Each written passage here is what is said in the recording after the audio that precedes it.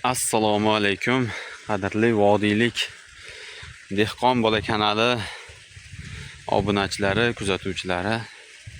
Xudo xolasa mana bugun biz kartoshka poliyamizga hop gektariga 10 qopdan dori, traktorda dori solib, karbamid dori solib, bugun 5-kun, ya'ni 5 kun oldin soldik. Solayotgan jarayondagi videolarni ham Xudo xolasa videomizni tepasida qo'yib qoldiraman. Ko'rasizlar traktorda solayotganimizni. Xuddi shu usulda solib, bugun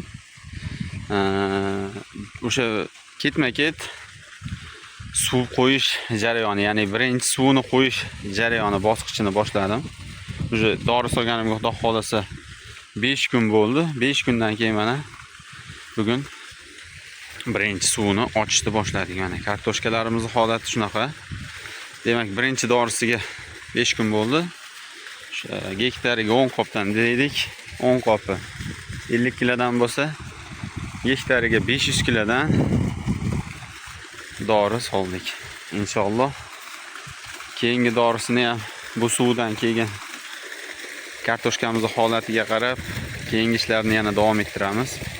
Kartoshkani ishlari deyarli tugab qoldi, faqat dori berish hamda suv berish ishlari qoldi. Agatlari olindi, texnikada xolos chiroyli holga keldi. Inshaalloh qolgan videolarni ham qo'yishga harakat qilamiz.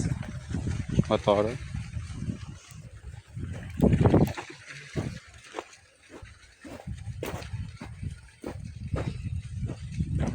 traktor bizda kartoshkani cherezadin agatiga soldi.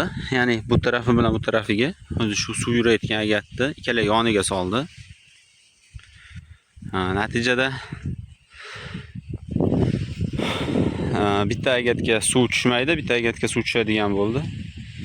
Inshaalloh keyingi dorisini mana bu quruq agatga solib, endi bunisi texnikada emas, holatiga qarab. Chunki kartoshkalarimizning holati ko'rib turibsizlar. Mana sovuq urgan yeri, mana sovuq urgandan keyingi holati mana. Sovuq urdi, yonidan shoxladi, mana. Sovuq urgan kitalar quridi, mana. Yonidan shoxladi. Endi shu bitta shox bizga 10 ta 12 ta shoxga aylanib qoldi natijada. Eng muhimi tagidagi bosqichi. Tagi baquvvat bo'lsa bo'ldi. Shuning uchun sovuq ursa tiklanadimi, sovuq ursa nima bo'ladi deganlarga, sovuq urdi. Bitta shoximiz uni o'rniga 2 ta, 3 ta, 4 ta bo'lib chiqdi. Allohga shukr.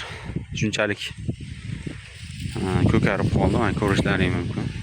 Ko'kargan, mana shu ko'karib turgan barcha joylar, o etagida mana oxirgi odamlar o'sha bugun solgan dorini ikkita kesak tushib qolganlarini olib chiqayapti.